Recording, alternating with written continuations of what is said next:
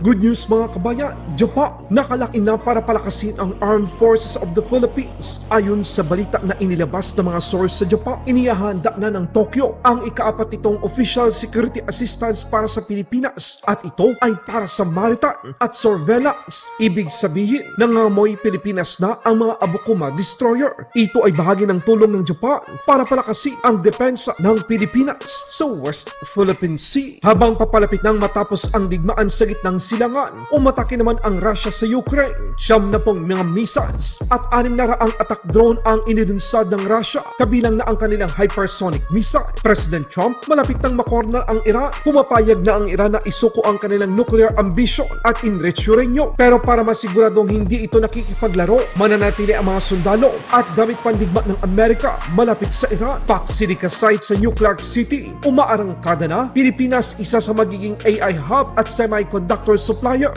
sa susunod na mga taon sa tulong ng Amerika. Japan, tuloy-tuloy na pinapalakas ang Pilipinas. Abukuma Destroyer Escort makukuha na ng Philippine Navy. Napabalita na magbibigay ang Japan ng ika-4 na official security assistance sa Pilipinas. Nagsimula ang Japan na magbigay ng kanilang OSA sa Pilipinas noong taong 2023 sa halagang 600 million yen para sa mga coastal radars. Taong 2024 sa halagang 900 million yen para naman sa mga regional inflatable boat at radars. Taong 2025 sa halagang 900 million yen para naman sa mga infrastruktura at mga equipment. At para sa taong 2026, inihahanda na ng Japan ang para sa maritime at surveillance. Ito na ang sinyalis na naka-all-in na ang Japan para palakasin ang sandatang lakas ng Pilipinas. Ang mga Abukuma Destroyer Escort ay maituturing nating old but gold dahil sa firepower na taglay nito. Isang 76mm Automilara gun, 8 Harpoon anti-ship missiles, isang Ashra anti-submarine rocket launcher. Meron din itong isang close-in weapon system, 2 triple torpedo tubes. Bukod tanging Pilipinas lang ang bansang nakakatanggap ng official security assistance mula sa Japan sa loob ng 4 na taon ng sunod-sunod. Ang tulong na ito ay bahagi ng patuloy na pagpapalakas ng ugnayan sa pagitan ng Japan at Pilipinas laban sa tensyon sa West Philippine Sea. Sa ibang balita naman, Russia muli na namang sumulakay sa Ukraine. Humigit kumulang 70 mga missile at 600 drone ang tumama sa Ukraine. Gamit din ng Russia ang kanilang hypersonic ballistic missile. 7 na katao na ang kumpirmadong nasawi at nasa 100 naman ang sugatan.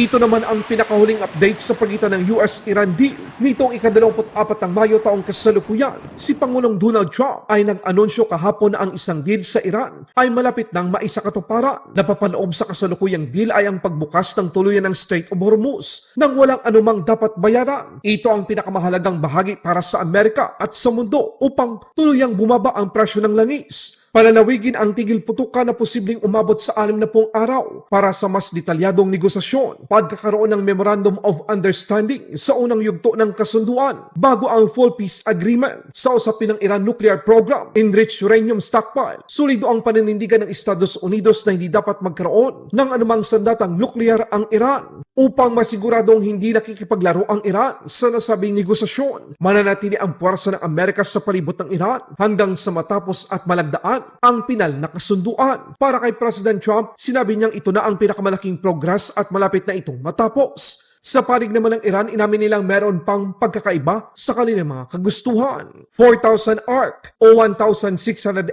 hectare Pac Silica site sa New Clark City. Umaarangkada na isang malaking AI Hub Economy Security Zone ang malapit ng mabuksan sa New Clark City. Tatayuan ito ng iba't ibang mga mahalagang kumpanya na nakatuon sa AI technology at infrastructure, semiconductor at advanced manufacturing, critical minerals processing, data centers at iba pang AI-related industries. Ito ay isang malaking pakikipagtulungan ng Pilipinas at Amerika para sa malawak na seguridad para sa supply chain ng AI at semiconductor. Nasa 20 mga banyagang kumpanya na ang nagpahayag ng kanilang interes. Ito ang unang malaking US-backed AI industrial hub sa Pilipinas at isa sa pinakamalaking proyekto sa ilalim ng Pac Silica Alliance. Dudumugin ng iba't ibang mga bansa ang Pilipinas dahil tayo na ang susunod na exporter ng mga semiconductor. Nakakailanganin nila dahil sa Luzon Economic Corridor, magiging malakas ang ekonomiya ng Pilipinas sa tulong ng Amerika at iba't iba pang kaalyado ng bansa.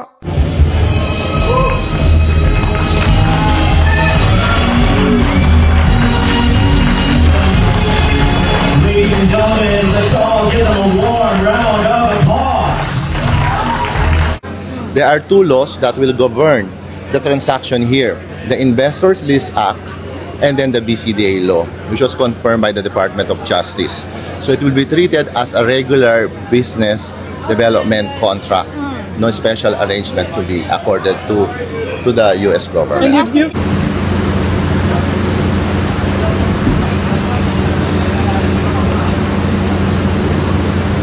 So as the agreement that we signed makes clear, we now have a 2-year window where we're going to negotiate terms. At the end of the day, we both share the goal of ensuring investor protections.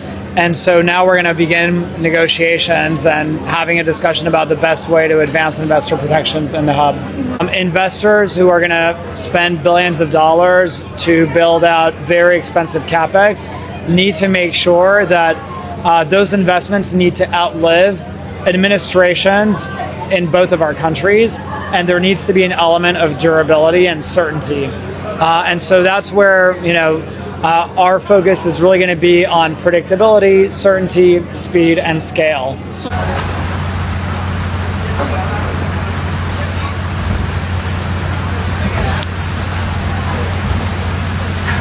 So, ang problema natin ngayon is how do you add value to the minerals that we are currently exporting? With or without the Pac Silica, with or without this project, nandun na yun nag-i-export na tayo. So ang ambition ba natin ay hanggang mag-export na lang ng unprocessed? Diba? So it's an opportunity for us to process our minerals, for them to be useful, to become green metals, and as I was mentioning earlier, madataas nga natin ambisyon natin para maging tech metals. It's really itong Pac Silica na to, it's really for securing supply chains para sa AI tech. Ililink mo yung critical minerals tapos yung supply mo of these critical minerals and rare earth towards your AI ecosystem. So hindi ito talaga pang kung iniisip ng mga iba, limbawa bala, missile, hindi ito yun. It is not this.